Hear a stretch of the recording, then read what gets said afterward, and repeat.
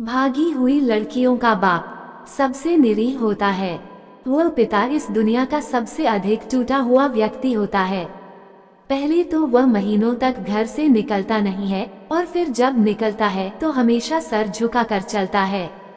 अपने आसपास मुस्कुराते हर चेहरों को देखकर उसे लगता है जैसे लोग उसी को देखकर हंस रहे हैं।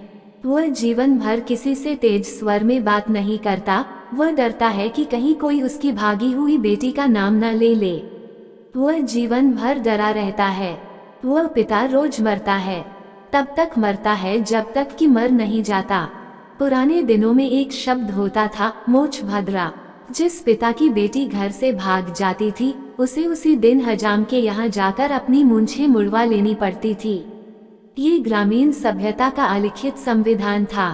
तब पुरुष 2 बार ही मूंछ मुड़ावाता था, एक पिता की मृत्यु पर और दूसरा बेटी के भागने पर। बेटी का भागना तब पिता की मृत्यु से अधिक पीड़ादायक समझा जाता था।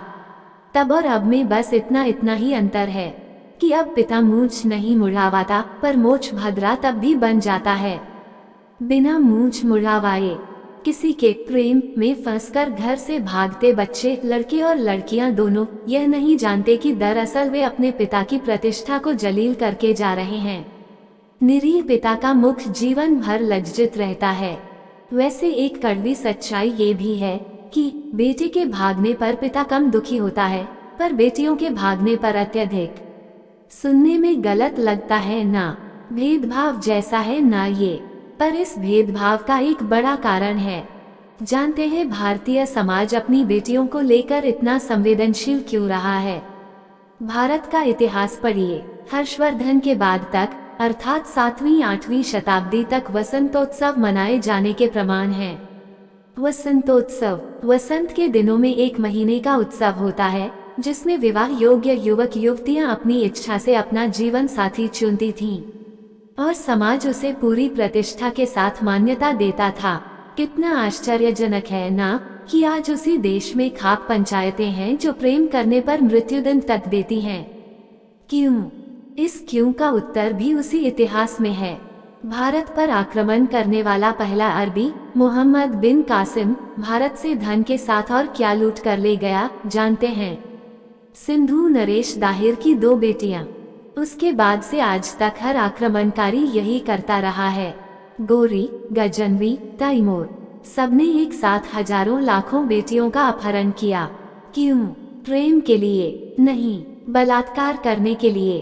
भारत ने किसी भी देश की बेटियों को नहीं लूटा, पर भारत की बेटियां सबसे अधिक लूटी गई हैं। कासिम से लेकर गोरी तक, खिलजी से लेकर मुगलों तक, अंग्रेजों से लेकर रांची के उस रकीबुल हसन जिसने राष्ट्रीय निशानेबाज तारा सहदेव को लूटा तक, सबने भारत की बेटियों को लूटा।